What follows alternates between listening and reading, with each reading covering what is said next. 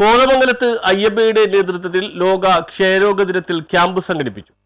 കോതമംഗലത്ത് IMAയുടെ നേതൃത്വത്തിൽ ലോക ക്ഷയരോഗ ദിനത്തിൽ ക്യാമ്പ് നടത്തി. IMA കോതമംഗലം ബ്രാഞ്ച് ധർമ്മഗിരി ആശുപത്രിയുമായി ചേർന്ന് പൊതുജനങ്ങൾക്കായിട്ടാണ് ക്യാമ്പ് സംഘടിപ്പിച്ചത്. ക്ഷയരോഗ screening camp Kothamangalam Saint George Cathedral പള്ളി ഓഡിറ്റോറിയത്തിലാണ് നടന്നത്. ധർമ്മഗിരി ആശുപത്രിയിലെ കൺസൾട്ടന്റ് ഫിസിഷ്യനായ ഡോക്ടർ മുനീർ പി കരീം ക്ഷയരോഗ ലക്ഷണങ്ങളെക്കുറിച്ചും രോഗനിർമ്മാർജ്ജനം സംബന്ധിച്ചും ക്ലാസ് നയിച്ചു.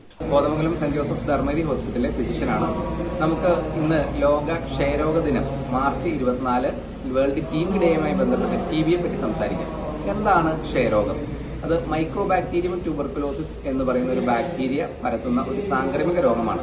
അത് ഇന്നത്തെ അതിന്റെ ലോകത്തിലെ കണക്കുകൾ നമ്മൾ നോക്കിക്കഴിഞ്ഞാൽ പ്രതിവർഷം ഒരു 10 മില്യൺ, അതായത് 1 കോടിയിൽ പരം പുതിയ കേസുകൾ നമുക്ക് TB റിപ്പോർട്ട് ചെയ്യപ്പെടുന്നുണ്ട്. അതുപോലെ തന്നെ ഏകദേശം ഒരു 1.6 മില്യൺ, 16 ലക്ഷത്തിൽ പരം TB ഡെത്തുകൾ ഓരോ വർഷവും ഉണ്ടാവുന്നുണ്ട്. അതുപോലെ ദൈനംദിന കണക്കുകൾ എടുത്തു കഴിഞ്ഞാൽ ഒരു ദിവസത്തിൽ ഏകദേശം 4000-ഓളം മരണം TB മൂലം ഉണ്ടാകുന്നുണ്ട്. അപ്പോൾ അതാണ് ഇതിന്റെ ഇമ്പോർട്ടൻസ്. നമുക്ക് ഇനി എങ്ങനെയാണ് TB പകരുന്നത് എന്ന് നോക്കാം.